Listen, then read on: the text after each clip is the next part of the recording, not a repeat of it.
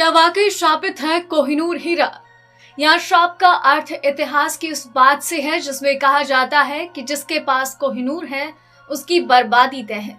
भारत सरकार कोर्ट में कह चुकी है कि कोहिनूर हीरे को चूंकि महाराजा रणजीत सिंह ने ईस्ट इंडिया कंपनी को तोहफे में दिया था, इसलिए उपहार या गिफ्ट को कभी वापस नहीं लेते। इस हिसाब से कोहिनूर हीरा कभी लौट नहीं आएगा भारत को। आइए आज कोहिनूर हीरे के श्रापित होने के इस किस्से के बारे में जानते हैं। कोहिनूर के श्रापित होने की बात 13वीं सदी से चली आ रही है।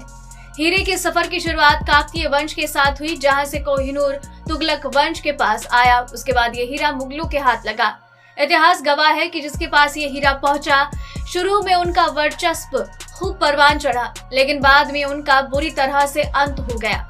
शाहजहां ने कोहिनूर हीरे को अपने मयूर सिंहासन में चढ़वाया था, लेकिन शाहजहां का क्या हुआ सबको पता है। शाहजहां को पहले तो पत्नी ने छोड़ा, फिर बेटे ने नजरबंद कर सत्ता हथिया ली।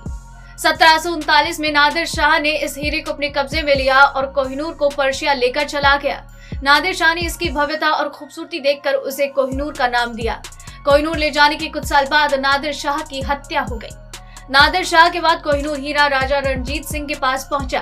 अंग्रेजों ने रणजीत सिंह के साम्राज्य पर हमला कर दिया और सिखों पर आक्रमण कर दिया। आक्रमण में सिखों को हराकर अंग्रेजों ने कोहिनूर को अपने कब्जे में लिया। आज ये हीरा इंग्लैंड में है। इस हीरे के प्रभाव से बचने के लिए इंग्लैंड की महारानी ने नियम बनाया है कि इसे कोई महिला ही धारण करेगी। माना जाता है कि इसमें भी कोहिनूर हीरे की मनहूसियत खत्म नहीं होती है और दुनिया भर में फैली अंग्रेजों की हुकूमत खत्म हो गई।